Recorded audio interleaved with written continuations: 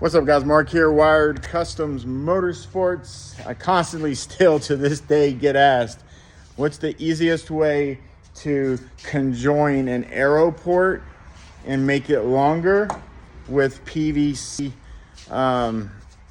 tubing or whatever it's called. So I have a specific way that I do mine, and it works well. It's perfect. It's tight. I still add epoxy, but it's as tight as it gets. So it's as strong as it gets, in my opinion. So I have a specific router specifically used for this. You can use any router. I have so many of them that I leave it ready for only doing this right here. So it is a rabbit bit that's going to cut in about, what is it, 3/16 of an inch into the plastic here. And that's going to make a groove down in here that's smaller than what this is here. That way this can go down in there correctly, because right now this is larger to squeeze in this hole, right? So I need to make this hole larger, but I still need some way to hold it in place and mount it. So once I cut a groove out, it'll slide in there and still have exterior to bond to for strength. You'll see what I'm talking about in just a moment. So this is just how I do it, how it's an easy way for me. And a lot of people don't like to put stuff on their table saw here. I don't care. That's what it's for. It's a tool that I use. So I will slide the fence over, stick a piece of wood right here and clamp this down. And then I will clamp it to the actual fence. And this is kind of hard to do with one hand. That's why I'm struggling just a little bit. So I'm trying to stabilize the pipe before I cut it with a router, because you can't hold it or anything. So we're going to squeeze it pretty tight. Yes, I have some eye protection on, right? I'm gonna plug our router in. And then this is gonna spin and cut a groove into the plexiglass, into the PVC. All right, and I always start just a small amount to begin with, maybe just a hair. Probably a little bit too much, but it'll be all right.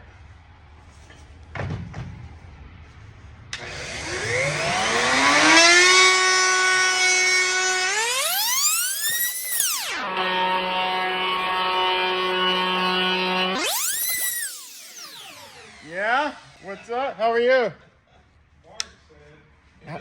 Mark said we can have them. You can have as many as you want. They're not mine.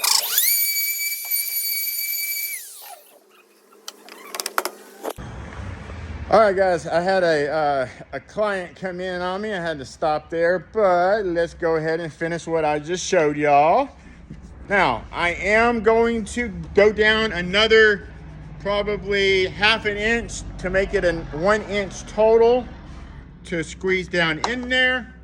And I will advise you, these come however they come, but I always will rough the area that's going to be epoxied right here.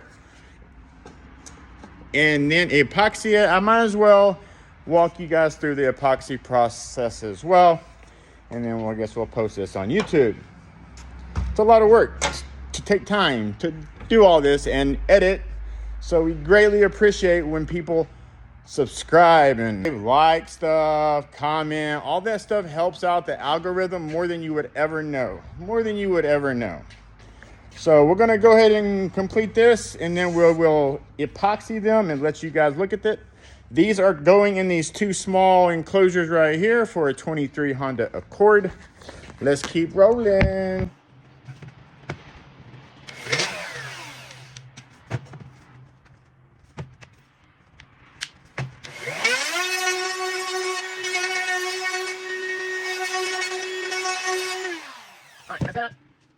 to grab our handy meters, whatever it's called. That's one.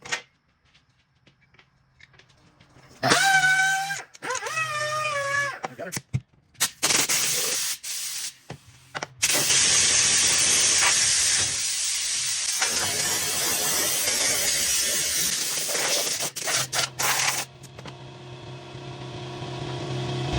All right, so I use a 2-part epoxy.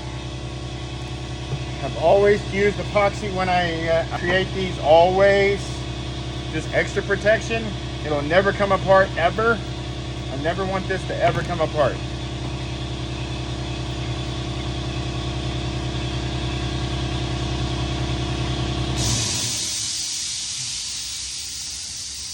So if you're not familiar with 2-part epoxy, you have a red and a blue. You're gonna mix equal parts, which means I put that much out in the blue. I need to put that much out in the red here.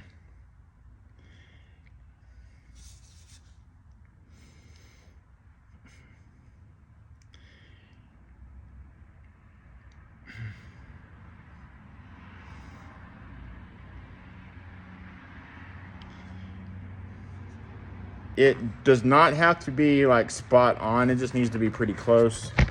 We're gonna mix it up now. So 2 parts, mix them up. That's how I do it. I'm gonna stick epoxy all up on here really good, really good. And then smear it in. Just like that, and then conjoin the 2 parts all the way in there. And then I use my little stick here to get the extra. There's always extra that's going to squeeze out, and that's what you want. You want the extra. All right, here's the other one.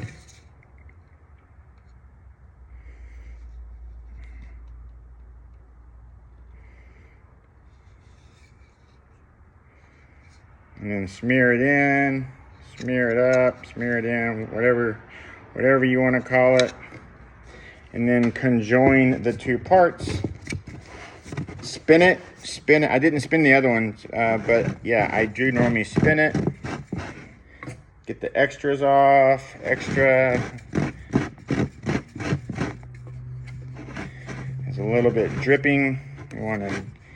It's not imperative to get this part pretty, but there's your ports. How long did that take me? About 10 minutes to create these with the proper tools. If you do not have the proper tools, you gotta have the proper tools to do it this way. This router bit alone was like 60 bucks. You have to have it with the removable bearing because we have to make it exactly the depth of cut that we want. But that's how we make our AERO ports here, our 1-ended AERO ports here at Wired Kustoms Motorsports.